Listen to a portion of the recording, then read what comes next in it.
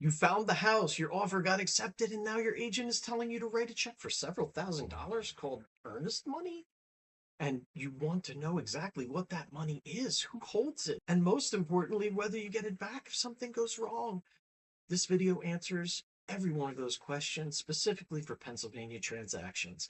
I'm Josh Wernick, a realtor at Keller Williams Real Estate, and I work with buyers and sellers across Bucks County, Montgomery County, the Main Line, and Chestnut Hill areas.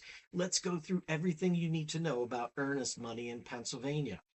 What earnest money actually is a good faith deposit that a buyer submits after their offer is accepted.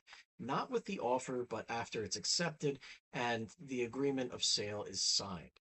It signals to the seller that the buyer is serious about the transaction and is willing to put up real money at a stake to prove it. The earnest money is held in escrow, which is typically by a title company or the listing broker until closing, at which point it is applied toward the buyer's down payment or closing costs.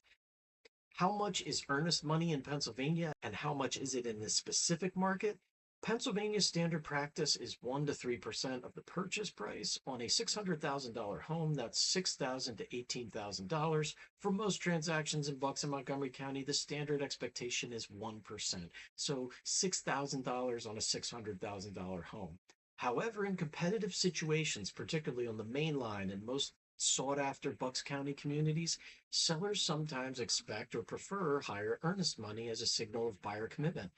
In a multiple offer situation where your offer is otherwise equal to your competitors, submitting 3 to 5% earnest money instead of 1% can be a legitimate differentiator.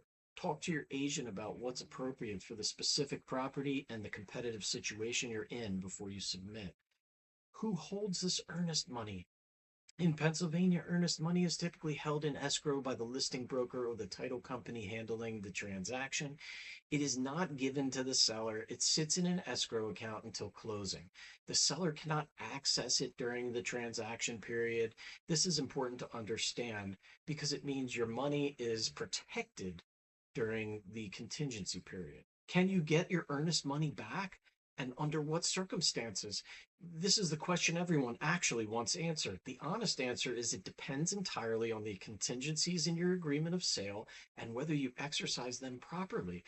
If you have a financing contingency and your loan falls through, no fault on your own, you can generally get your earnest money back within that contingency period. If you have an appraisal contingency and the home appraises below the purchase price and you can't reach an agreement with the seller, you can generally terminate and recover your deposit. Here's when you typically lose your earnest money.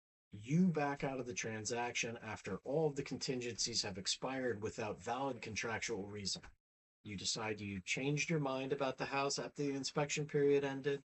You waived your financing contingency and then your loan falls through.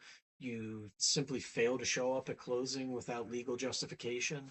In these scenarios, the seller has a legitimate claim to the earnest money as compensation for taking the home off the market and potentially losing other buyers during the contingency period.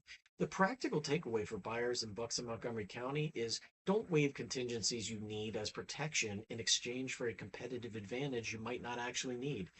In this market, particularly for well-priced homes in competitive school districts, sellers have leverage, but they also want to close. A buyer who terminates properly within a contingency period is not a buyer who loses their deposit. A buyer who terminates after their contingencies expire because they got cold feet is. Know your contingency deadlines. Mark them on your calendar. If you're having second thoughts, address them within the contingency period, not after. And if you have any questions about whether your reason for terminating is protected by your contract, call your agent or a real estate attorney before you make any decisions. If you're a buyer in Bucks or Montgomery County and you want to understand what your offer should look like, earnest money amount, contingencies to include or consider waiving, what makes an offer competitive in specific communities, that's the conversation I have with every buyer that I work with before we submit anything. Text me at 267-934-5674. The full buyer guide is in the description.